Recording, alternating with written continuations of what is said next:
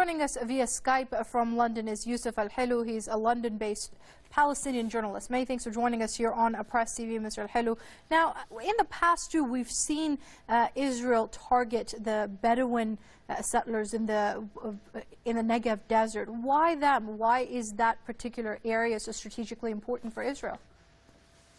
Well, this has been an ongoing Israeli policy for many years to empty the land from its indigenous inhabitants, Palestinians, of course, whether this land is in the occupied Jerusalem, Al-Quds, or throughout the West Bank, in order to make room for more Israeli Jewish settlements across the West Bank to grab more land. I mean, they are worried from the growing demographic level amongst Palestinians. Obviously, this policy aims to uproot the Palestinians and force them to leave.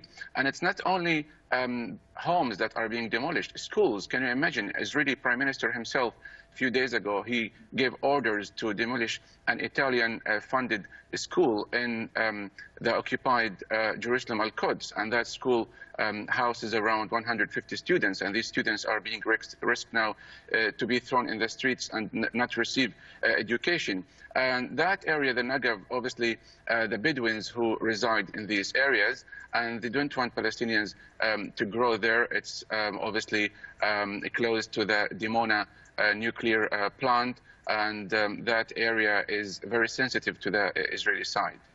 Right now, over the past few months at least, we've seen an uptick in this practice of mass evacuations, demolitions of homes, as many Palestinians say, land grab and changing of the demographics of different areas of Palestinian land. Why is it that Israel is continuing to do this? It seems it's become a norm for the international community. Well, that's right. It's, I mean, they've given the green light, obviously, by the American administration. Israel has never been held accountable for its crimes and human rights violations against the Palestinians. And obviously, the world is busy nowadays with different developments happening around the Palestinian territories, in Syria in particular. And you know, Israel enjoys a culture of impunity, and has been going on for this ethnic cleansing campaign since 1948. And obviously the Palestinians, whether it's in Gaza on the West Bank, somehow there is division amongst the Palestinians. This also plays a negative role. But in general, obviously, Israel has no regards to the human rights for the Palestinians. It's not only demolition, it's, you know, building more illegal Israeli settlements, despite UN calls to freeze these settlements. The peace process is dead. The one-state or two-state solution is dead. So Israel continues with its aggression, with its policy of grabbing more land, obviously because no one says anything to them. And before I let you go, Mr. Al-Helou, how do you assess the role of the Palestinian officials, or the PA, so to speak, when it comes to all this?